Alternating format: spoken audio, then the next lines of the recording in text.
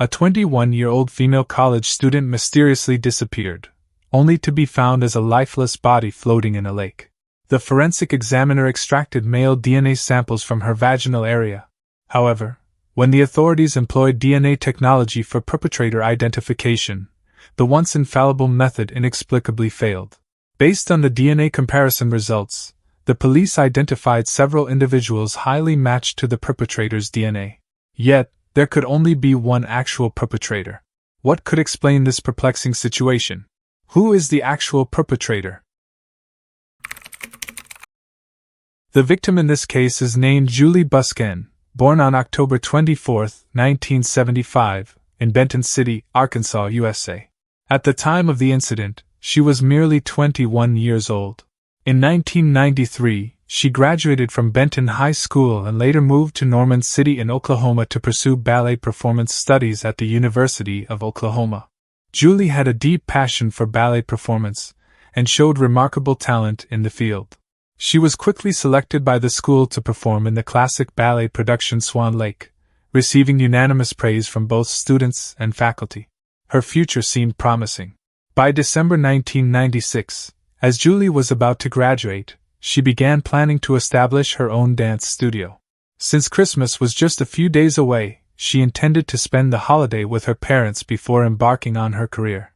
Tragically, the unexpected occurred on the day before she was set to return home. In the early morning hours of December 20, 1996, at 5:30 a.m., the Norman City Police Department received several emergency calls. Multiple residents of the Berlin West Apartments on East Linden Street reported hearing a woman scream followed by a man shouting, "Shut up." It sounded as if a woman was being attacked by a man. The callers hoped the police would investigate. By 5:51 a.m., officers arrived at the apartment complex's parking lot, but it was now deserted, showing no signs of suspicious activities like bloodstains. Officers questioned the residents who called the police upstairs, but due to the dim lighting at dawn, they couldn't provide a clear description of the people downstairs, only glimpsing a car leaving the parking lot. Regrettably, this incident was treated as a minor disturbance due to the lack of substantial leads, and officers returned to the station without delving deeper. However, this oversight indirectly led to the death of a talented young woman. Around 5 p.m. on the same day, approximately 12 hours after the parking lot incident report, the Norman City Police Department received another emergency call. A man named Bud Busken reported his daughter missing. Bud explained that he and his wife had planned to pick up their daughter, Julie Busken, to celebrate Christmas as a family. They had arrived at her rented apartment, but there was no response to knocking or calling. Worried for their daughter's safety, they decided to contact the authorities. Upon hearing Bud's account, the police were struck by an ominous feeling, as Julie's apartment was the same one where the assault on a woman had been reported just 12 hours earlier. This connection led the police to naturally link these two incidents and subsequently interview the Busken couple. As the authorities were preparing for further investigation, they received yet another call. This time, a man named Rank Ford reported discovering a female body while taking a walk by the lake. In response to this information, the officers responsible for the case instinctively looked at the Busken couple sitting in the police station. They had a gut feeling that the female body might be their daughter. Acting on this suspicion, they decided to take the Busken couple to the scene, a location known as Stanley Draper Lake. Upon arrival, they encountered a female body floating face down on the water's surface. The police retrieved the body, which exhibited no signs of life. Both of the victim's hands were tied behind her back with a pair of black shoelaces.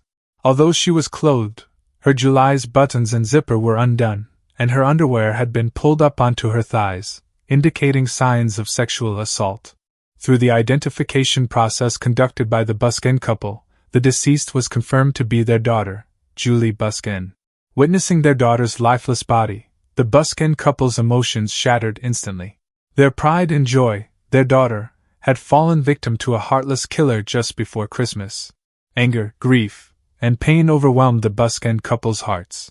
The investigator on the case comforted the Busken couple while launching the on-site investigation, hoping to swiftly solve the case and provide solace to the grieving parents. From the on-site examination, the police discovered 2 sets of footprints leading to the lake's edge, much larger than Julie's feet, clearly those of a male. The footprints were distinctive, and the police quickly identified them as matching the Nike Air 2 running shoes. Not far from the crime scene, a pair of pink leggings was found, bearing the initials of Julie's name. Beyond these findings, no other valuable clues were discovered at the scene. In an effort to gather more evidence, with Bud's consent, the medical examiner performed an autopsy on Julie. The examination revealed abrasions and bruises on Julie's nose, forehead, thighs, and genital area. The cause of death was a gunshot wound to the back of the head, confirmed by bullet trajectory analysis to be from a .22 caliber rifle. Additionally, male DNA was extracted from Julie's vaginal area, yet the police found no match in the DNA database. This indicated that the perpetrator was likely a first-time offender. Faced with this setback, the police had no choice but to pivot their investigation from other directions. Subsequently, while Bud was going through Julie's belongings, he discovered that her car was missing. Neither at the crime scene nor near Julie's rented apartment could the car be found. The police deduced that the perpetrator had likely taken the car and initiated a citywide search. Julie's car was a red two-door compact sports car produced by Mitsubishi in earlier years. Due to its distinctive appearance, the police swiftly located the red vehicle in a public parking lot. Inside the car, they found a woman's nightgown and male semen. Upon comparison, the semen on the nightgown matched the semen sample extracted from Julie's vaginal area. However, this evidence proved insufficient to solve the case since no matching DNA was found in the database. In a bid to expedite progress, the police began investigating Julie's classmates and friends, seeking leads. They received a crucial lead from a classmate named Megan. According to Megan, she had been with Julie the night before the incident. As Megan was scheduled to catch a 5:20 a.m. flight home the next morning, Julie offered to drive her to the airport due to the scarcity of taxis at that early hour. They left Julie's apartment together around 4:30 a.m. At approximately 5 a.m., after dropping Megan off at the airport, Julie left in her car. About 30 minutes later, around 5:30 a.m., the police received the initial emergency call reporting a violent incident at Julie's apartment parking lot. Considering the timeline, the 30-minute interval coincided with Julie's expected return from the airport to her apartment. Therefore, the police had reason to believe that the screams heard by residents around 5:30 a.m. were likely from Julie. This implied that Julie was kidnapped at around 5:30 a.m. at the parking lot of her apartment complex.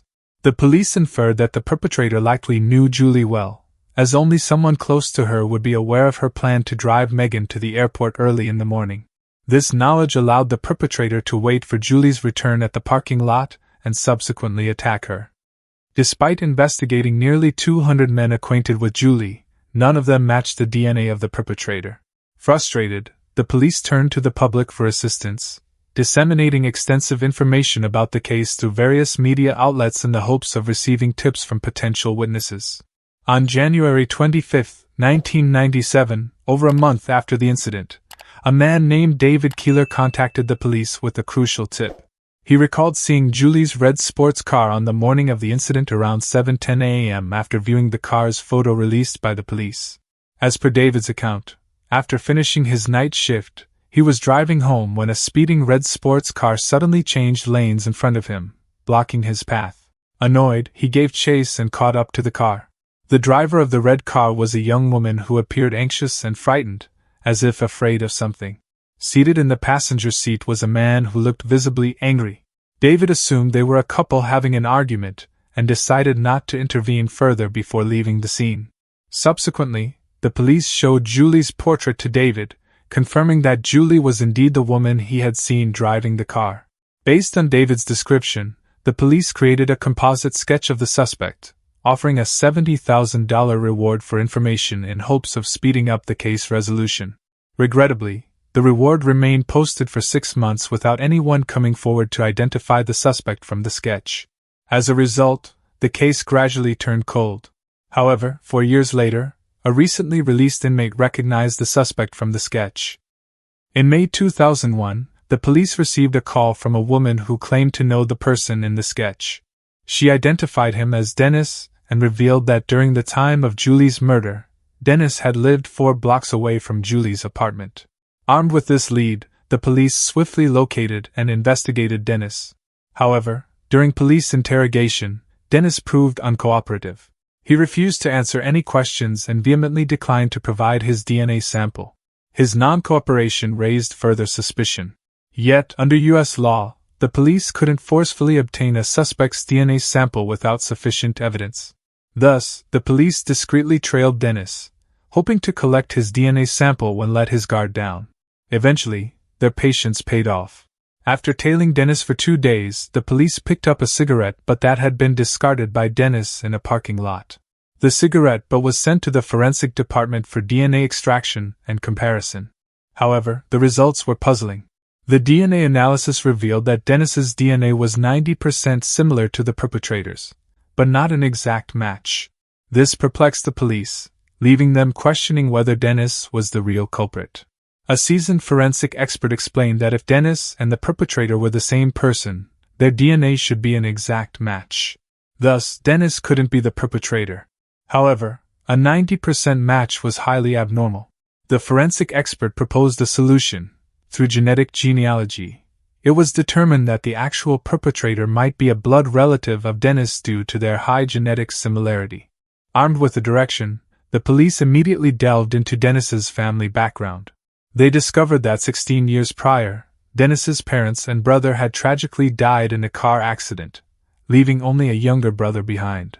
The police swiftly located this brother, Jason. Unlike his brother, Jason was cooperative and willingly provided his DNA sample after learning of the police's intentions. Despite being closely matched, Jason's DNA, much like Dennis's, was still not a complete match to the perpetrator's. This raised questions. Could the perpetrator be another relative of the Dennis brothers? Following this lead, the police spent a considerable amount of time investigating all relatives connected to the Dennis brothers, yet no one's DNA matched the perpetrator's. This left the police even more perplexed and disheartened. Even the DNA technology, a breakthrough tool for solving cases, failed to identify the perpetrator. What other methods could they rely on to crack the case? The investigation hit another standstill.